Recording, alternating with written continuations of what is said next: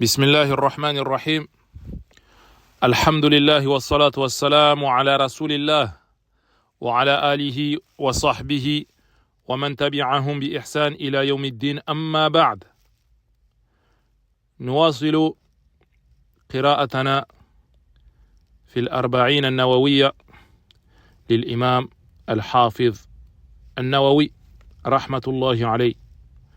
On poursuit notre lecture de ces 40 hadiths de l'imam al-Nawawi. Et le dernier hadith qu'on a pris, c'était un énorme hadith qui parlait déjà dans son début de l'entraide qu'il doit y avoir entre musulmans, d'aider son frère et bien sûr chacun en fonction de ses capacités. Non. Chacun comme il peut le faire. Et l'entraide, c'est pas limité aux financiers. Il y en a, ils pensent que aider son frère, c'est forcément financièrement, en argent. Non. Tu peux aider ton frère par une belle parole. Tu peux l'aider avec un conseil. Ad-dinu an-nasiha. La religion, c'est le bon conseil. Un conseil peut changer une situation, peut changer même une vie et l'améliorer. Bitawfiqillahi subhanahu. Naam. Et dans ce hadith était mentionné également les vertus des masajid. Ces masajid, ces mosquées, où aujourd'hui on s'y concurrence dans leur embellissement. Qui aura la plus belle mosquée? Qui aura la plus grande mosquée? Tu vas trouver une mosquée, Allahumma barak, énorme, très spacieuse, sur plusieurs étages, mais pas un dars. Dans toute la journée, il n'y a pas un dars, rien. Peut-être pour les enfants le week-end, un dars comme ça. Mais sinon, la mosquée, elle est énorme, mais vide d'enseignement. Pas de durus. Ayn al-fa'ida. Il est où l'intérêt de construire des mosquées sur plusieurs étages si déjà, après chaque prière, on la ferme? Et rajoute à ça, il n'y a pas de cours, pas un dars, pas d'enseignement, rien. Et bien sûr, là, je vise les mosquées en France. Après, c'est un problème qui aujourd'hui est répandu même dans d'autres pays. Wallahu al-musta'an. Ensuite, dans ce même hadith, le prophète sallallahu alayhi wa sallam avait évoqué les mérites de talabul ilm, les mérites de rechercher la science. قال النبي صلى الله عليه وسلم طلب العلم فريضة على كل مسلم. Comme il l'a dit dans un hadith, il a dit que rechercher la science, c'est une obligation sur chaque musulman. C'est obligatoire de rechercher la science. Il y a des choses de la religion, c'est obligatoire, tu dois les connaître. Et pour les connaître, ça demandera de rechercher. Et cette recherche, c'est la recherche de la science. Tu dois connaître, par exemple, les règles des ablutions, les règles de la prière, les règles de la zakat, les règles du siyam, les règles du jeûne, les règles du hajj et autres. Il y a des choses, tu devras obligatoirement les connaître. Tu devras connaître les règles pour pouvoir les appliquer correctement. Et dans le hadith, il a dit que rechercher cette science, c'est une voie, c'est un chemin qui conduit au paradis. Et à la fin du hadith, il a dit que celui qui aura retardé de faire des bonnes œuvres, sa lignée, sa famille, ne lui servira à rien le jour des comptes. يَوْمُ لَا يَنْفَعُ مَالٌ وَلَا بَنُونَ إِلَّا مَنْ أَتَى اللَّهَ بِقَلْبٍ سَلِيمٍ. Le jour des comptes où ni ton argent, ni tes parents, ni tes enfants pourront t'aider. Ça sera toi seul, toi et tes bonnes actions ou mauvaises actions. Si tu as fait du bien, tu trouveras ce bien le jour des comptes. Et si tu as fait du mal, tu trouveras ce que tu as fait et tu devras assumer.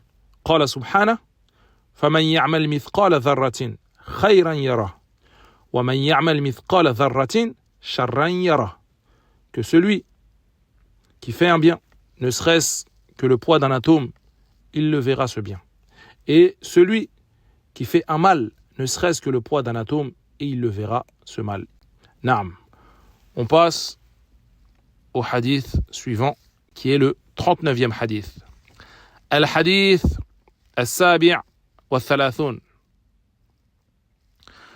عن ابن عباس رضي الله عنهما عن رسول الله صلى الله عليه وسلم فيما يروي عن ربه تبارك وتعالى قال إن الله كتب الحسنات والسيئات ثم بين ذلك فمن هم بحسنة فلم يعملها كتبها الله عنده حسنة كاملة وإن هم بها فعملها كتبها الله عنده 10 حسنات إلى 700 ضعف إلى أضعاف كثيرة وإن هم بسيئة فلم يعملها كتبها الله عنده حسنة كاملة وإن هم بها فعملها كتبها الله سيئة واحدة رواه البخاري ومسلم في صحيحيهما بهذه الحروف.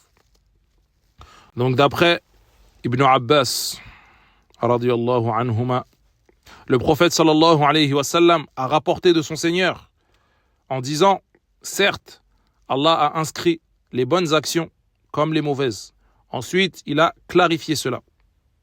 Celui qui voulait accomplir une bonne action, mais n'a pas pu l'accomplir, Allah Azza wa Jal lui inscrit comme une bonne action complète. Et celui qui voulait accomplir une bonne action et arrive vraiment à l'accomplir, Allah Azza wa Jal lui inscrit en hasanat de 10 à 700 fois sa valeur, et plus encore. Et celui qui voulait faire une mauvaise action, mais au final ne l'a pas faite, Allah Azza wa Jal lui inscrit comme étant une bonne action. Et celui qui voulait faire une mauvaise action et l'a faite vraiment, alors Allah subhanahu lui inscrit comme étant une seule mauvaise action. C'est un hadith rapporté dans les deux recueils authentiques de l'imam al-Bukhari et l'imam Muslim. Donc ce hadith qui encourage à faire des bonnes actions. Et c'est un hadith qui revient au premier hadith de ces 40 hadiths qui concernent les intentions. Innamal a'malu bin niyyat. Quand le prophète sallallahu alayhi wa sallam, il a dit que les actes ne valent que par leurs intentions. Les bonnes actions, on les connaît. On sait c'est lesquelles. Les mauvaises actions, on les connaît. On sait c'est lesquelles aussi. Ensuite, les gens choisissent qu'est-ce qu'ils vont faire et qu'est-ce qu'ils veulent faire. Naam. قال الشيخ عبد المحسن العباد حفظه الله قوله إن الله كتب الحسنات والسيئات ثم بين ذلك. Dans sa parole où il dit que certes Allah a inscrit les bonnes actions comme les mauvaises, ensuite il a clarifié c'est quoi la bonne et c'est quoi la mauvaise. يحتمل أن يكون المراد بالكتابة تقدير الله عز وجل للأعمال والجزاء عليها على هذا التفصيل. Ce passage, il peut avoir plusieurs sens. Soit le sens que ce qui est voulu, c'est les actes qu'Allah Azza wa Jal a déjà écrits aux serviteurs. Naam, et la récompense qui en découlera.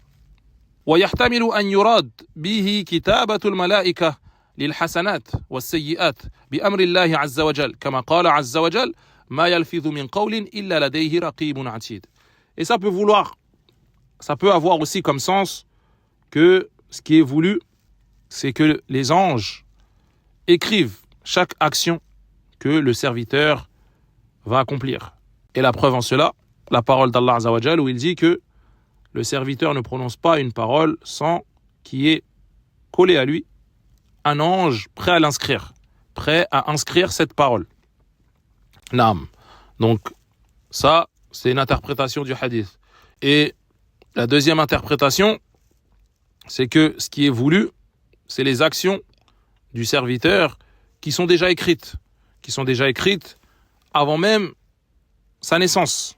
Comme on avait pris le hadith d'Ibn Mas'ud, qu'on avait lu dans les premiers hadiths, où ce hadith décrivait les étapes de la création de l'être humain, qu'un ange est envoyé à l'enfant dans le ventre de sa mère après 120 jours pour lui insuffler l'âme.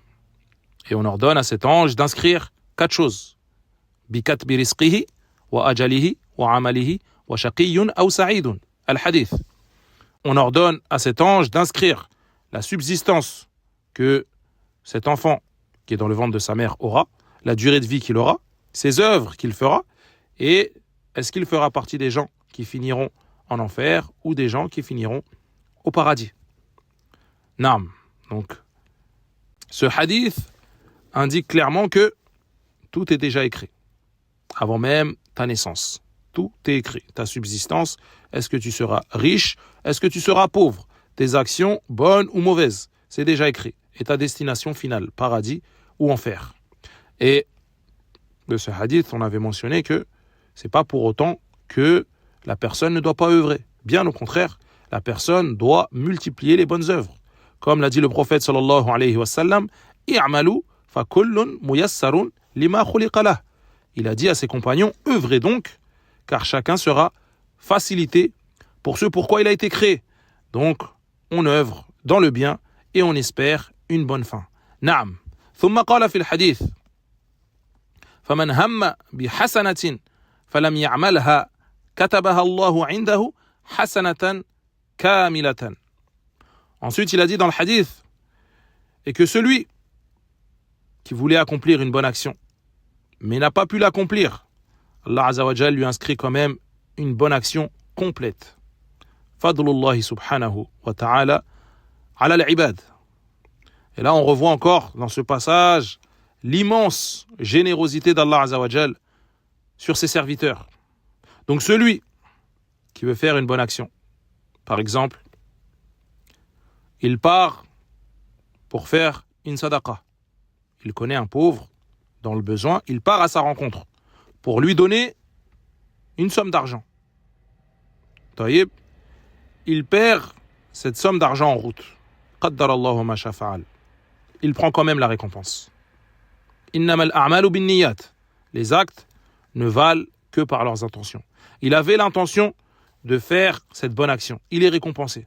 Bien sûr, c'est pas comme si il avait fait l'action, mais il est quand même récompensé pour cette bonne intention de faire le bien. Naam. ثم قوله وإن هم بها فعملها كتبها الله عنده 10 حسنات إلى 700 ضعف إلى أضعاف كثيرة. Il a dit ensuite dans le hadith, et celui qui voulait accomplir une bonne action et il arrive vraiment à l'accomplir, alors Allah Azza wa Jal lui inscrit en hasanat de 10 à 700 fois sa valeur et plus encore. Allahu a'lam, combien ça fait. Donc celui qui a l'intention, il a l'intention de faire cette bonne action et l'a fait vraiment, lui, il prend une énorme récompense. Et ces hasanats sont de 10 à 700 fois sa valeur et plus encore. Allahu akbar. Wa in hamma bi sayyi'atin falam ya'malha katabaha Allahu 'indahu hasanatan kamilatan. Et quant à celui qui voulait faire une mauvaise action, mais au final ne l'a pas faite, Allah Azza wa Jal lui inscrit comme étant une bonne action complète.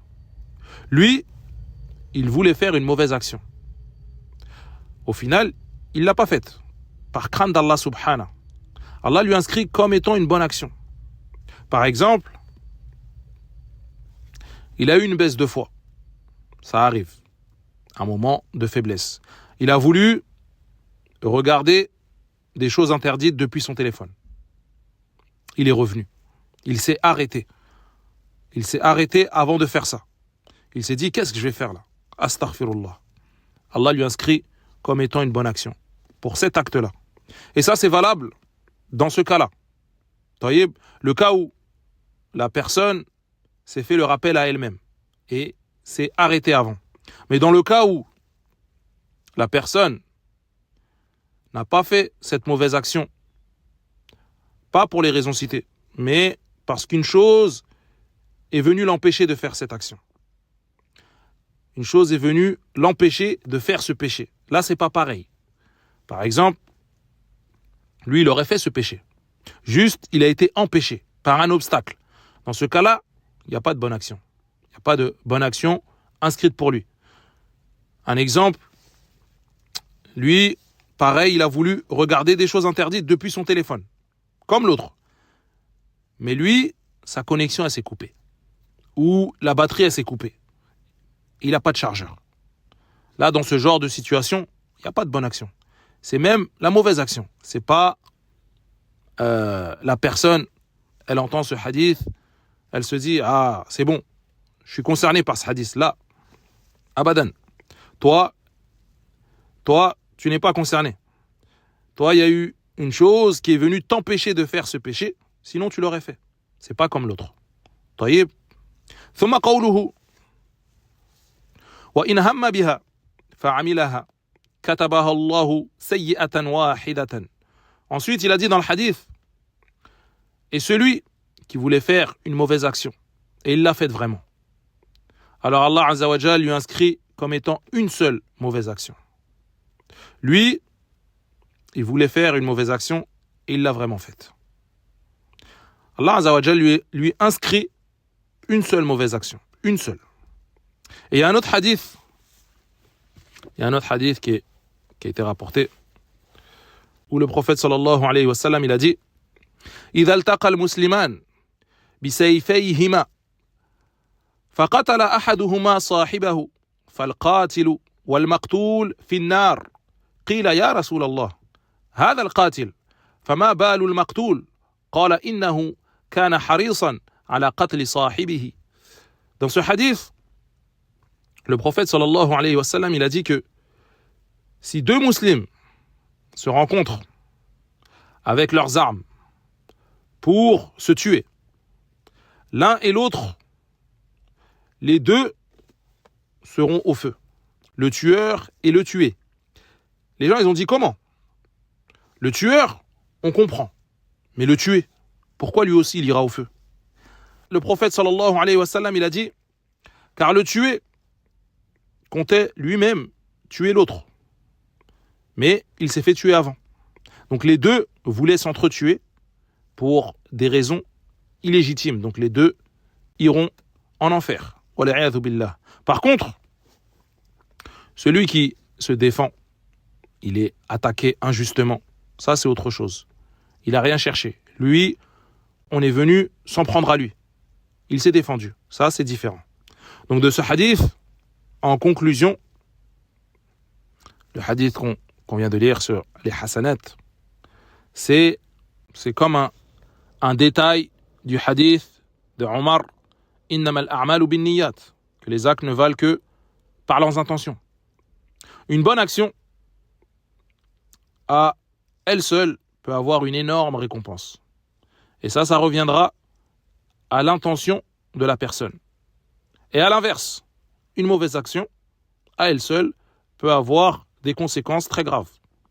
Chacun doit faire attention à son intention et faire en sorte de préserver ses bonnes actions. Si Allah Azza wa Jal te facilite de faire du khayr, gâche pas tout, akhi.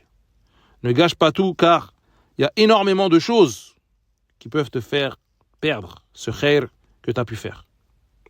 Tu peux perdre de tes hasanat, et même tu peux tout perdre, comme dans le hadith al-muflis. قال النبي صلى الله عليه وسلم أتدرون من المفلس. Dans ce hadith, le prophète sallallahu alayhi wa sallam, il a dit, un jour, il a dit à ses compagnons, savez-vous qui est la personne ruinée, celle qui n'a plus rien? قالوا المفلس فينا من لا درهم له ولا متاع. Ils ont répondu, le ruiné parmi nous, à nos yeux, c'est celui qui n'a plus d'argent, plus rien. Il est ruiné, fauché. فقال إن المفلس من أمتي يأتي يوم القيامة بصلاة وصيام وزكاة. Le prophète sallallahu alayhi wa sallam leur a dit, le ruiné de ma communauté, le véritable ruiné, c'est celui qui viendra le jour dernier avec masha'Allah comme hasanat, plein de prières, plein de jeûnes, plein de sadaqat, du khayr, en quantité. ويأتي وقد شتم هذا وقذف هذا وأكل مال هذا وسفك دم هذا وضرب هذا. Donc cette personne viendra avec plein de hasanat, avec plein de bonnes actions, mais il aura parlé sur des gens, insulté des gens, frappé des gens, versé le sang des gens, volé des gens, والعياذ بالله. فيعطى هذا من حسناته وهذا من حسناته فإن فنيت حسناته قبل أن يقضى ما عليه أخذ من خطاياهم فطرحت عليه ثم طرح في النار. Donc, tous ceux qu'il a lésés seront là ce jour-là. Ce jour-là, c'est le jour des comptes. Et un par un, ils vont venir prendre de ses hasanat. Toutes ces bonnes actions qu'il avait accumulées, ils vont se servir. Chacun, un par un, jusqu'à ce qu'elle s'épuise. Et si elle s'épuise avant que justice soit faite, alors on prendra de leurs péchés à ces gens-là qui ont été lésés et on les attribuera à lui. Et ensuite, il sera jeté en enfer. Wal'iyadhu billah. Ce hadith al-Muflis, il doit nous terrifier. Et on ne doit pas se sentir à l'abri. Peu importe ce que tu as pu faire, peu importe ce que tu fais comme bonne action. Personne n'est à l'abri. Préserve tes bonnes actions, sois sincère envers Allah Azza wa Jal et ne laisse personne. Wa khaliqin nasa bi khuluqin hasan. Sois bon et de bons comportements avec les gens. Naam. On passe aux enseignements du Cheikh Abdul Muhsin Al-Abbad hafidhahullah لهذا الحديث. نعم. مما يستفاد من الحديث. Donc les enseignements à retenir de ce hadith. أولا إثبات كتابة الحسنات والسيئات. Le premier enseignement, l'affirmation que les actions sont déjà écrites. Et il avait dit le cheikh que cette parole de ce hadith, Inna Allah kataba al-hasanati wa sayyi'at, qu'Allah Azza wa Jalla a déjà écrit les actions, bonnes ou mauvaises, ça peut vouloir dire soit que les actions sont déjà écrites, comme on avait mentionné le hadith d'Ibn Mas'ud, ou également ça peut avoir comme sens que chaque action que le serviteur va accomplir, il y a un ange qui va l'écrire. Que ce soit une parole, que ce soit un acte, tout est déjà écrit. ما يلفظ من قول إلا لديه رقيب عتيد. نعم. ثانيا أن من فضل الله مضاعفة ثواب الحسنات. Le deuxième enseignement, parmi les grâces d'Allah Azza wa Jal et son énorme générosité, le fait qu'il multiplie la récompense des bonnes actions. Non, ça doit nous encourager à multiplier les bonnes œuvres. Fastabiqul khayrat, et multiplier les actes de bien. Non. ثالثا أن من عدل الله عز وجل ألا يزاد في السيئات. Le troisième enseignement, également parmi l'énorme bonté de notre Seigneur et sa justice parfaite, c'est que il n'ajoute rien aux mauvaises actions. La mauvaise action est comptée comme une seule mauvaise action, contrairement aux bonnes actions qui sont multipliées. نعم. رابعا أن الله يثبت على الهم بالحسنة إذا لم يعملها بكتابتها حسنة كاملة. Le quatrième enseignement, Allah Azza wa Jal récompense pour le simple fait d'avoir eu l'intention d'accomplir une bonne action, mais cette bonne action n'a pas pu être accomplie. Le simple fait d'avoir eu cette bonne intention, la personne est récompensée complètement. Une récompense complète. Hasanatan kamilatan. خامسا أن من هم بسيئة وتركها من أجل الله يكتب له بتركها حسنة كاملة. Également, ce cinquième enseignement, celui qui avait l'intention d'accomplir une mauvaise action, mais l'a délaissée pour Allah Azzawajal, par crainte d'Allah Azzawajal, il lui sera inscrit pour le fait d'avoir délaissé cette mauvaise action une récompense complète. Naam. سادسا الترغيب في فعل الحسنات والترهيب من فعل السيئات. Le sixième enseignement, le dernier enseignement, on voit là l'encouragement à multiplier les bonnes actions. Et on voit également l'avertissement à délaisser les mauvaises actions. Naam. Ce genre de hadith viennent pour nous encourager à multiplier les bonnes actions. Et quand on médite dessus, que la bonne action est multipliée, ça doit encore plus nous motiver à œuvrer. Naam. فنقف هنا اليوم ونسأل الله الإخلاص في أقوالنا وأعمالنا وأن يتقبل منا إنه ولي ذلك والقادر عليه وسبحانك اللهم وبحمدك أشهد أن لا إله إلا أنت أستغفرك وأتوب إليك.